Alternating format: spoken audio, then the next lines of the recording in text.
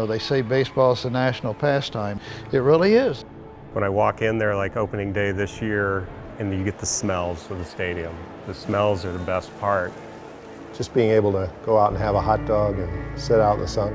You just can't get that up close and personal in any other stadium that I've been in. My favorite family experience is, you know, the four of us sitting in seats with a hot dog and a drink and just waiting for the game. There's that grass area under the trees, and you always see a dad and a kid playing catch. It's a magnificent place. It's hard to imagine it not there. It's like that's Scottsdale.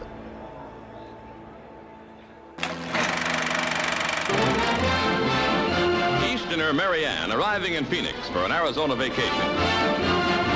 Now, off to shopping in nearby Scottsdale, nestled in Arizona's Valley of the Sun.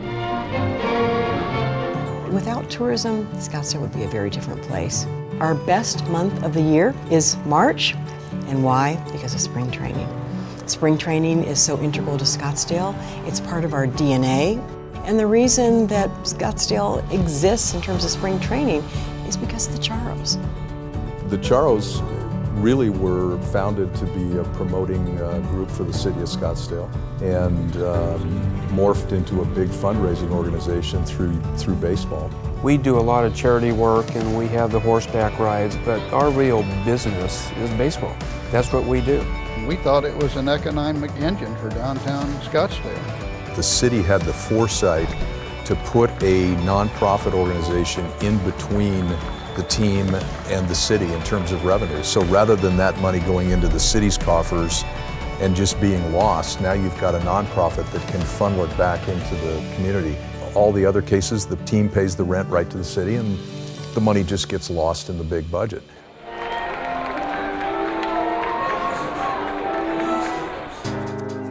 You know, to do anything significant, you need to have strong partners. And the Charros are an incredible group and a foundation that's committed to making this community better.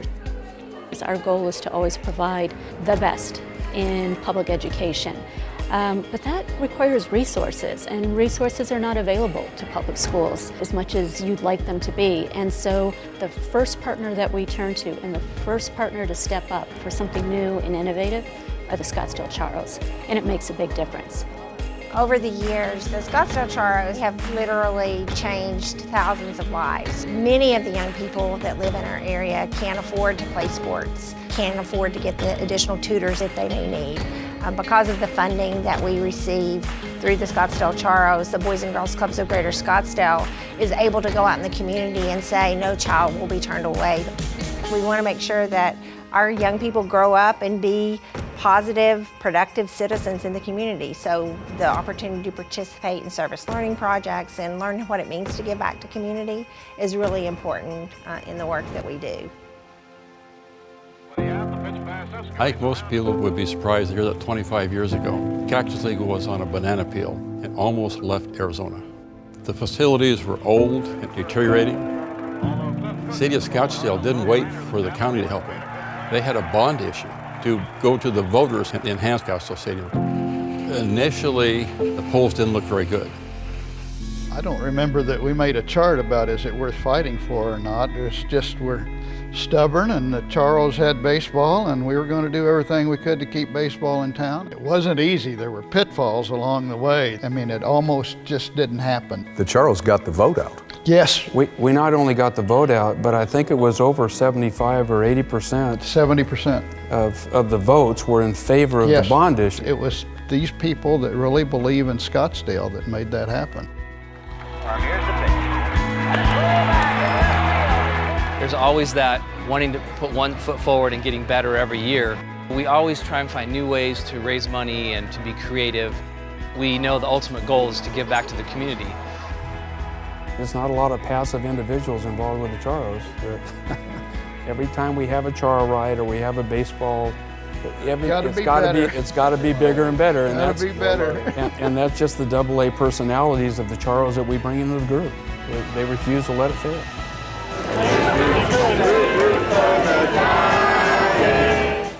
I don't know if people really recognize the complex relationship that the Charros have with the Giants, with the city, making sure that there's a future for keeping the Giants here. I'm not sure that that's really recognized because they do it so effortlessly and it looks like so much fun.